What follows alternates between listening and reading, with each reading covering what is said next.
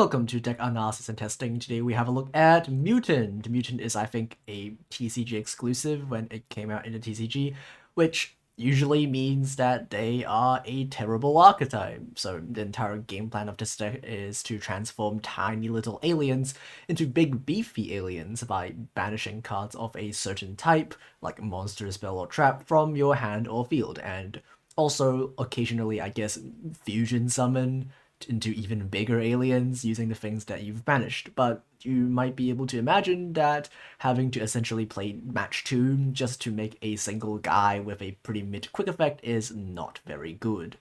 Usually this is where the skill comes in and fixes everything, just like every other bad deck in Duel Links, but well, unfortunately, in this case, the new mutant skill doesn't really fix the consistency issue directly, unless you're going second, in which case you just get to search anything. But otherwise, you only get to draw a card, pretty much. And to make things worse, the best mutant starter is a lot worse in Duel Links than it is in the TCG, because we only have 4,000 life points, and Mutant only takes away, like, what, 3,000 of them, leaving you in 1k, and that you might be able to imagine is quite bad in a format where Despia is the best deck in the game. That being said, it's not all downsides. The free field spell from the skill does help you extend your combos, the free search, and when you go second does kinda help you break boards in a convoluted way, but it's better than nothing, and it is much easier, to be fair, to get what you need in a 20 card deck compared to, say, in a TCG where you play with 40 cards, especially with some extra draws that you get from your skill and the field spell as well. So yeah, with that said, let's have a look at the deck. Let's have a look at the skill first. The skill locks you into mutants, obviously, and has two effects. The first one allows you to place a mutant card from your hand at the bottom of your deck, and then you draw a card, which is not as good as just searching a card directly, which I hope it did. But at least if you go second, which is the second effect, if only your opponent controls a monster, you do get a search. You not only get to search, you also get to send another mutant card from your deck to your graveyard, which does help you activate the fusion spell, which lets you banish one of the materials from your graveyard, provided that certain conditions are met. For the deck itself, let's have a look at the small guys first. M05 is the one that searches a monster. You can tell by the M on the monster. It's like pretty obvious that the M stands for monster.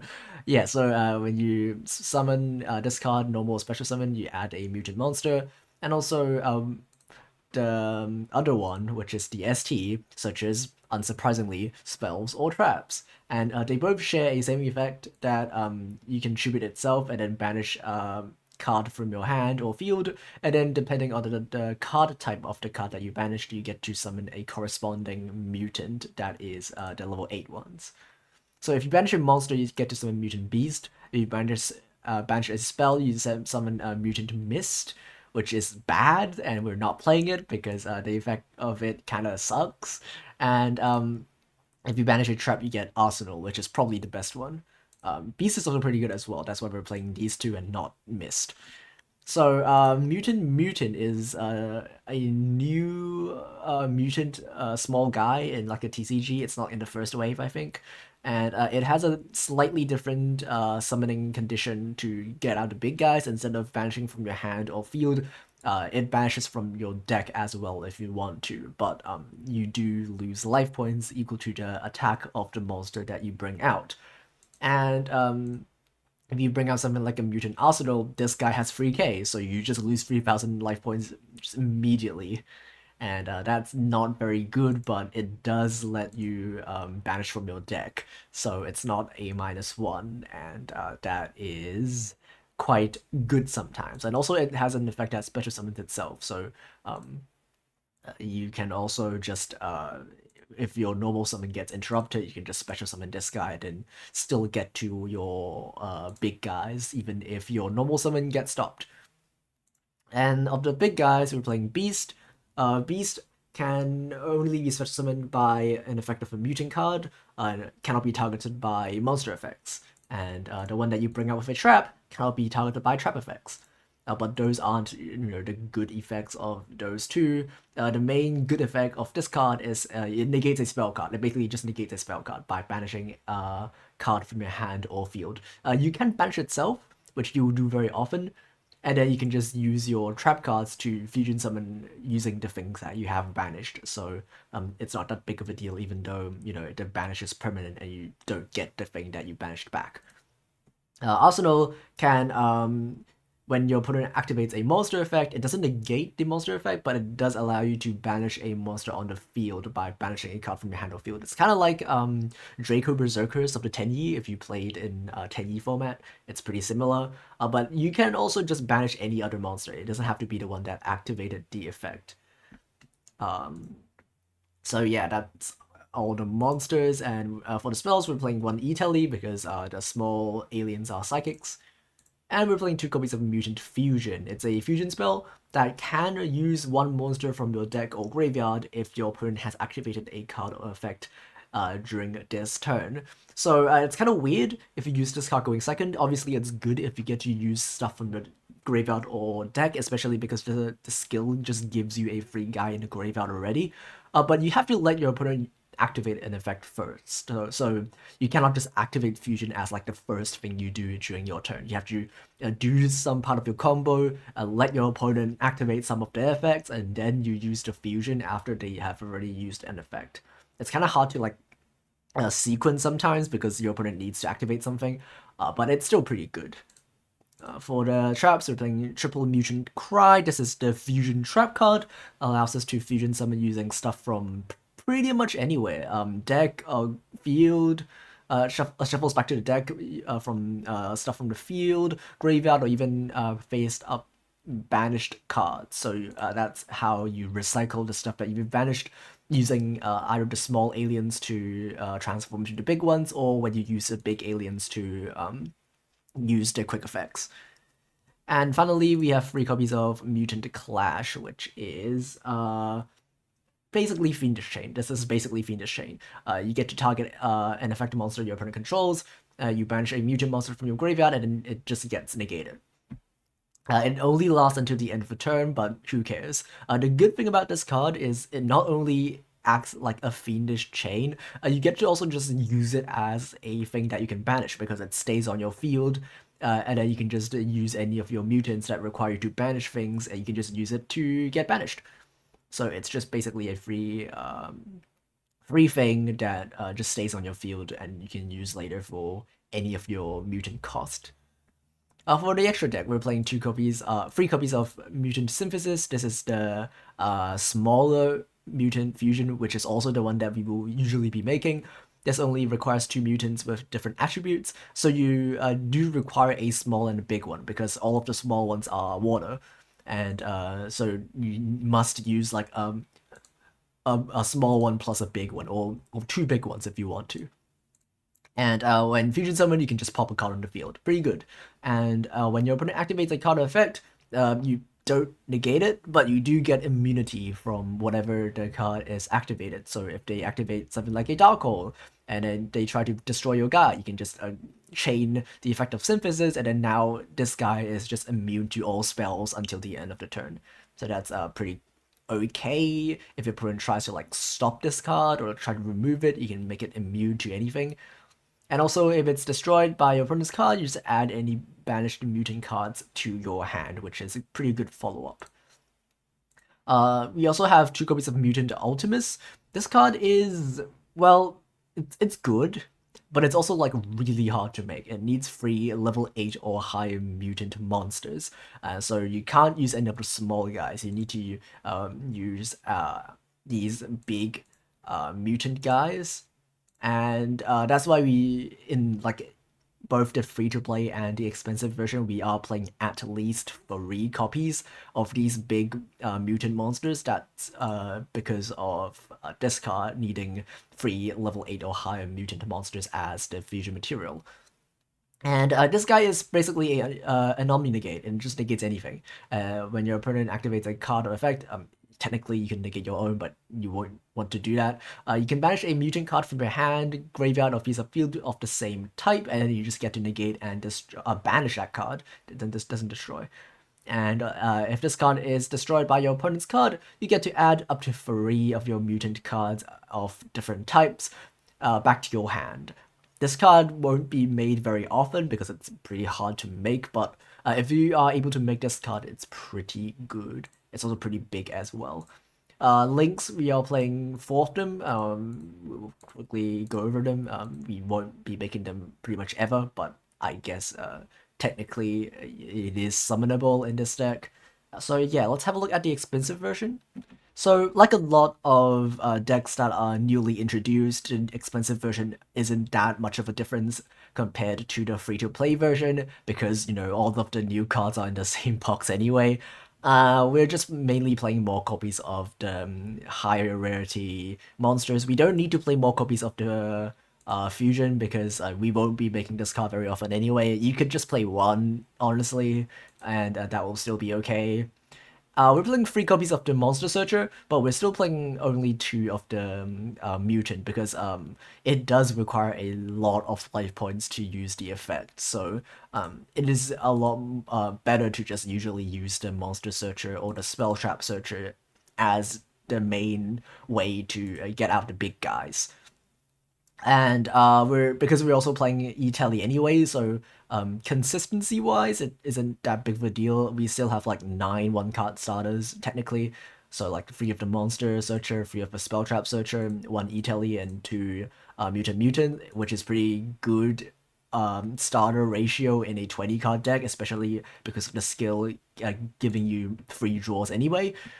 And the biggest strength of this card being just an extender if your normal summon gets interrupted isn't that big of an advantage in Duel Links anyway, because the skill gives you a field spell, and then the field spell lets you special summon from your hand or banish it anyway.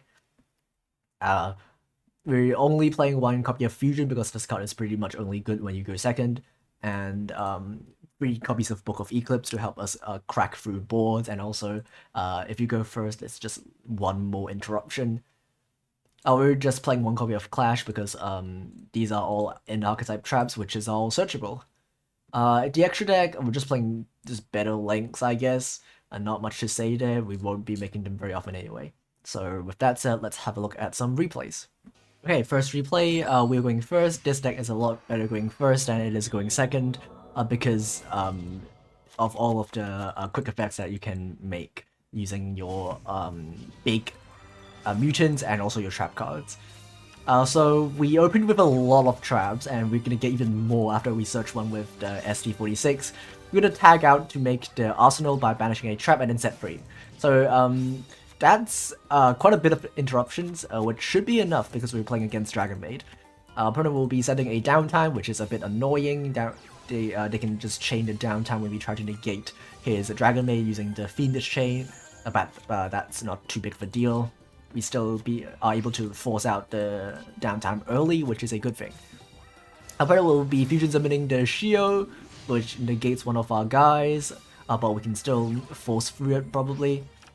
So our opponent is going to activate Monster Effect. We will be chaining the Arsenal by banishing itself, and as I said, it's kind of fine to banish itself because we can always use the stuff that we banished to use with the Mutant Cry.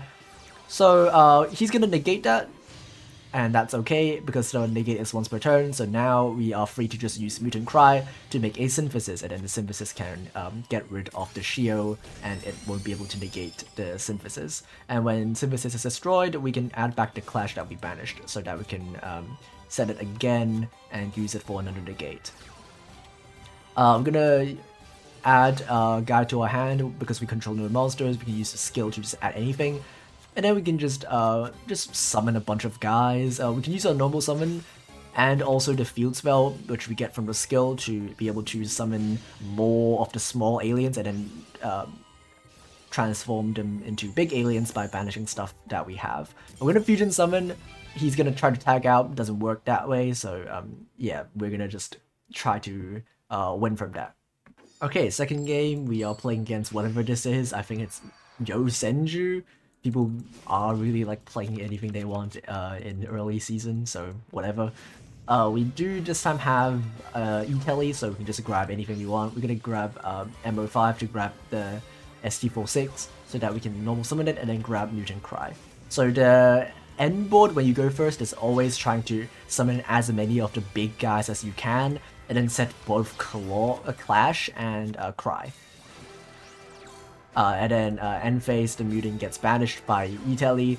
We should probably have used its effect to tag out so that we have one more guy, but whatever. We're gonna negate the scale and then he just cannot pendulum summon. So we get to go back to our turn. He's gonna negate the field spell, but that's kinda okay. We can still use it to search one of our monsters, banish it, and then tag into the beast. He's gonna have a hand trap to block one of our attacks, but that's okay because even though it has an attack boosting effect, we can just negate that before we attack into it. So it's just a 0 attack guy in attack position, which we can just beat over and win the game. Okay, third and final game, you're using the expensive version, playing against an actually good deck. Opponent's playing Speedroids, and well, we have an Eclipse, so we can probably do it, I think. The fusion's not very good in our opener, so let's put it back into our deck and draw a card. Another trap is not what we want because we already have a lot of traps, but that's fine. We can still use it to at least get out one of our big guys, which is our Arsenal, because we've managed a trap. Our opponent will be adding a Terratop, which is the best starter in their deck, and they're gonna use their own Book of Eclipse to get rid of one of our guys, but that's fine because most of our interruptions are in the back row anyway. Our opponent will be summoning 3 guys, and that is like the best opportunity to use Eclipse.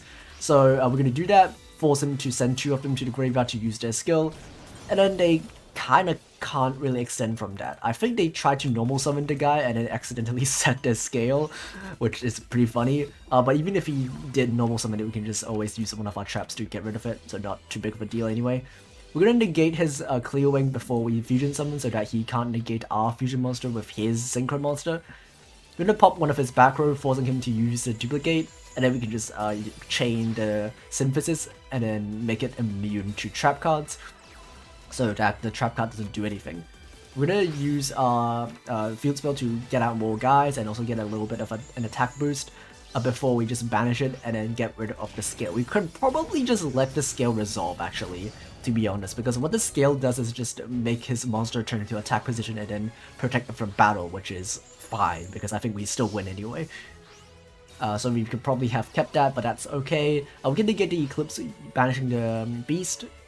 And then we can also chain Arsenal to banish his guy, and now he's left with tuners, but he can still summon back the Hagoita from the graveyard to get another guy. And now Rubber Band's tutor is a pretty good link, so let's get rid of it before he can use the effect. And pop it, and we'll, that will be the end of the game.